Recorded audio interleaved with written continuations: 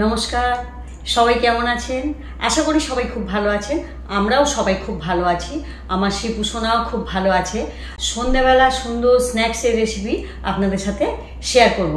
সেটা হচ্ছে অতি সহজে খুব তাড়াতাড়ি কিভাবে একটা ভেজিটেবল চপ বানানো যায় সেইটা আপনাদের সাথে শেয়ার করব। আসুন দেখি কিভাবে বানাই। আশা করি সকলের খুব ভালো লাগবে। এই ভেজিটেবল চপ বানাতে সবার প্রথমে যেটা লাগবে সেটা হচ্ছে ভেজিটেবল, আর সেই ভেজিটেবলের মধ্যে লাগবে বিট। আমি একটা বিট সুন্দর করে ছাড়িয়ে ধুয়ে গ্রেট করে নিয়েছি। দুটো গাজরও ছাড়িয়ে ধুয়ে সুন্দর করে গ্রেট করে নিয়েছি। মটরশুঁটি নিয়েছি, অল্প একটু মটরশুঁটি নিয়েছি। বাদাম নিয়েছি অল্প একটু। নারিকেল কুচিয়ে নিয়েছি অল্প একটু। আর একটা সিদ্ধ আলু নিয়েছি। এইবার এইগুলোর মধ্যে যার যেটা পছন্দ সে সেটা দেবেন। অনেকে নারকেল খায় না, অনেকেই বাদাম খায় না, অনেকেই মটরশুঁটি খায় না। এবার যার যেটা পছন্দ সে সেইটা দিয়ে বানাবেন। মশলার মধ্যে লাগবে পরিমাণ মতো নুন, আদা নিয়েছি 1 চা চামচ, কাঁচা লঙ্কা আমি আমার ঘরে কাঁচা লঙ্কা নেই কো বলে বাটা লঙ্কা ছিল, এটা কুচিয়ে নিলে ভালো হতো, 2টো কাঁচা লঙ্কা। এটা আমি বাটা লঙ্কা নিয়েছি 1/4 চা চামচ। একটু ঝাল না হলে ভালো লাগে না চপে। আর তেজপাতা নিয়েছি কুচিয়ে একটা।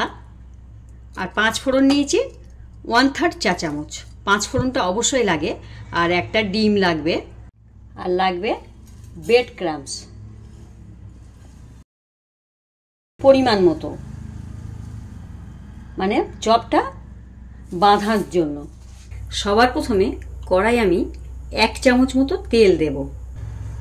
তেজপাতা আর 5 ফোড়নটা এতে দিয়ে দেব। 5 ফোড়নটা একটু ফুটতে দেব। 5 ফোড়নটা ফুটে গেছে, আমি এবার বাদামটাকে আগে দিয়ে দেব।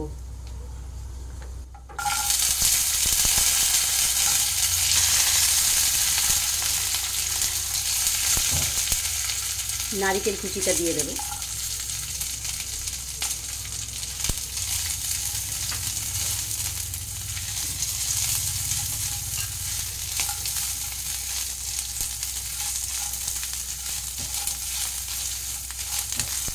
দুটো একটু ভালো করে ভেজে নেব, একটু দাগ দাগ করে ভেজে নেব নারকেলটা। সেই সঙ্গে বাদামটাও ভাজা হয়ে যাবে।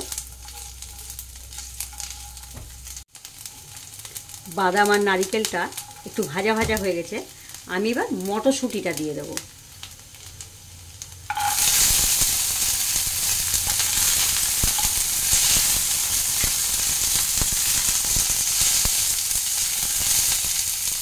এবার আমি আদা বাটাটা দিয়ে দেবো। আদা বাটাটা অবশ্যই লাগবে ভেজিটেবিল চপে। আদাটা একটু বেশি পরিমাণেই লাগে। কাঁচা লঙ্কাটা দিয়ে দেবো।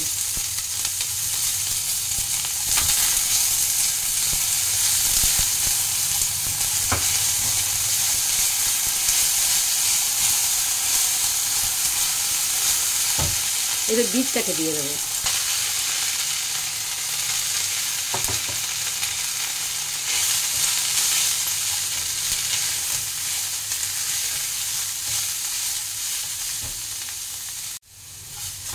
এবার গাজরটাকে দিয়ে দেবো।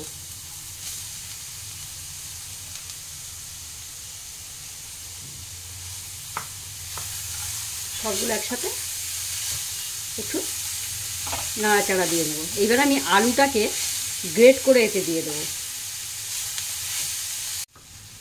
আলুটাকে গ্রেট করে নিয়েছি, এবার আলুটা এর সাথে মিশিয়ে দেবো।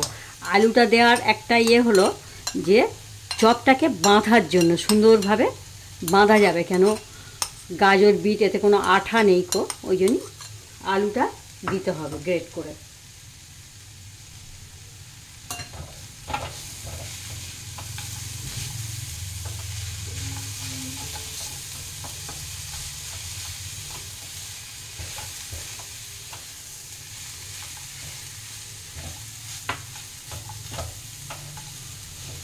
পরিমাণ মতো নুন দেব।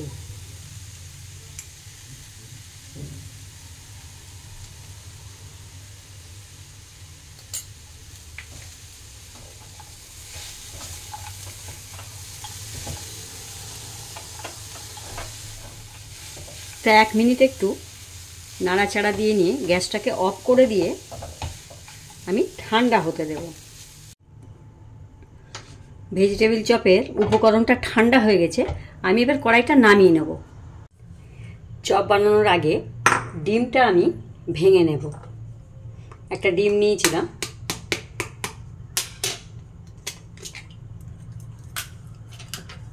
এটা একটু ফেটিয়ে নেব।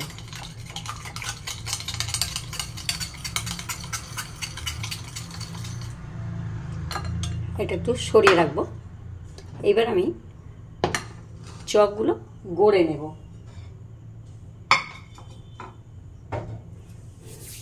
আমার এবার দু হাত দিয়ে চপগুলো গড়ে নিতে হবে। সবার প্রথমে তেজপাতাগুলো আগে বেছে ফেলে দিতে হবে। এগুলো চপের মধ্যে দিলে খাওয়া যাবে না, তেজপাতাগুলো ফেলে দেব। তেজপাতা উপকরণ এমনই একটা মশলা, এটা শুধু রান্না করা হয় কিন্তু খাওয়া হয় না, ফেলে দিতে হয়। রান্না করার পর এর গন্ধটা, এর উপকারটা বা নিয়ে ফেলে দিতে হয়। ফেলে দিলাম। এইবার আমি চপ বানাবো।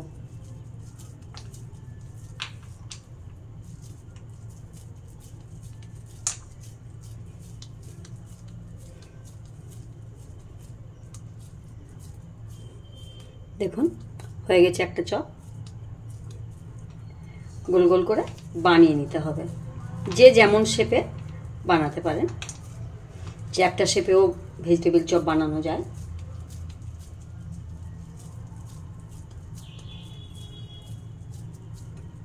হয়ে গেল দুটো বানানো। এবার আমি একটা চ্যাপ্টা শেপে বানাবো।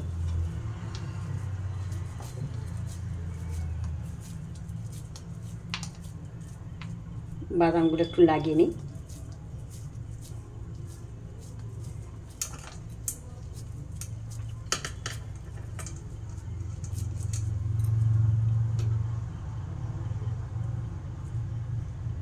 একটু বাদামগুলো দিয়ে দিয়েতে মটরশুঁটি, যেহেতু চ্যাপ্টা করে বানাচ্ছি এতে একটু গুজে গুজে দিলেও ভালো লাগে। একটা চ্যাপ্টা শেপে ভেজিটেবিল চপ বানানো হয়ে গেছে। এইভাবে আমি সবগুলো চপ বানিয়ে নেব।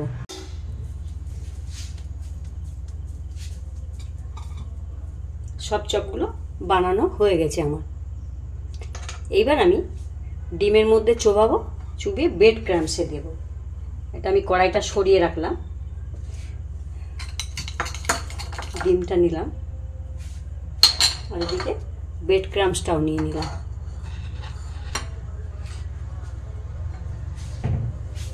একটা চপ ডিমের মধ্যে চোবাচ্ছি। খুব সোজা, খুব সোজা।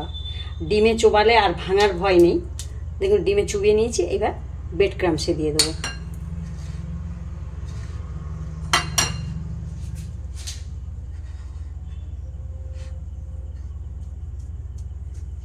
দেখুন হয়ে গেল একটা চপ।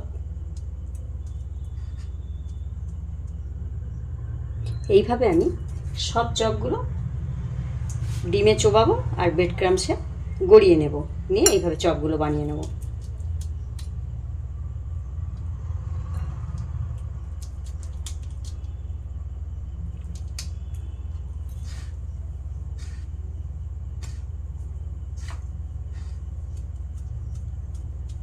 হয়ে গেল আর একটা চপ। এইভাবে আমি সব বানিয়ে নেব।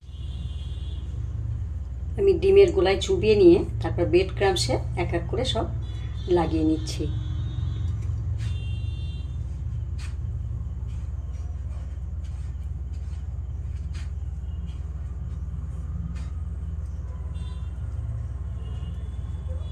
একটু হাত দিয়ে চেপে চেপেও নিচ্ছি। দেখুন কত সুন্দর চপটা হয়েছে, ভাজলে আরও সুন্দর লাগবে।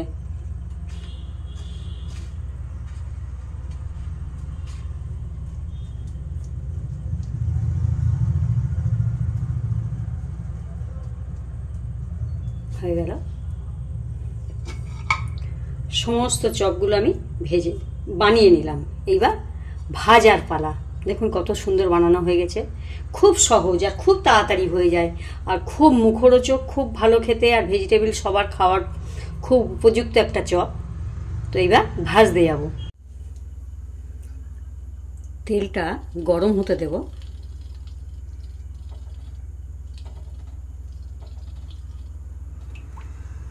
যেহেতু ডিপ ফ্রাই করতে হবে, ওই জন্যই যখন তরকারি করব তখন একটু তেল কম করে দেব।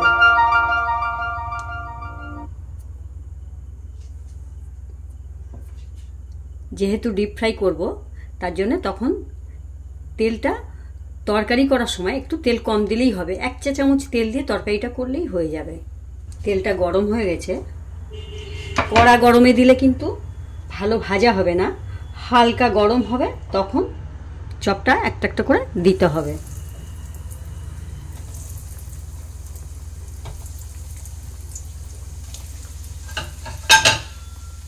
আমি একটু তেলটা ওপরে দিয়ে দেব।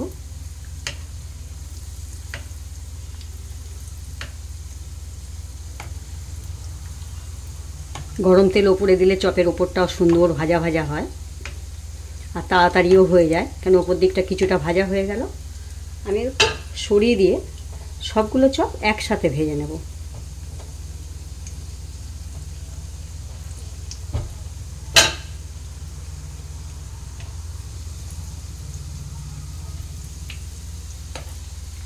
আবারও তেল ওপরে দিয়ে দেব।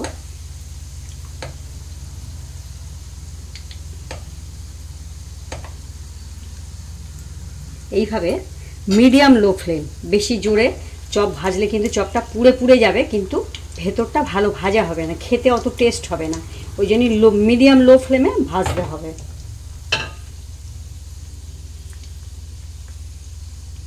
দেখে একটু উল্টে দিই। এইভাবে আমি সুন্দর করে ভেজে নেব। চপগুলো ভাজা হয়ে গেছে। আমি এবার গ্যাসটা অফ করে দিয়ে চপগুলো এক এক করে উঠিয়ে নেব।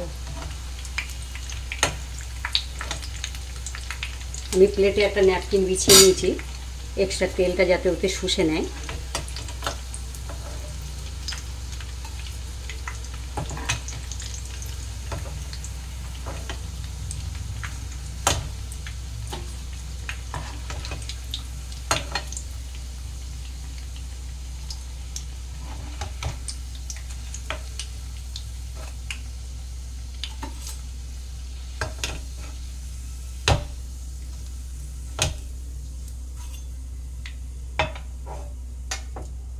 হয়ে গেছে আমার সমস্ত চপগুলো ভাজা। এটা আমরা স্যালাড দিয়ে খাবো।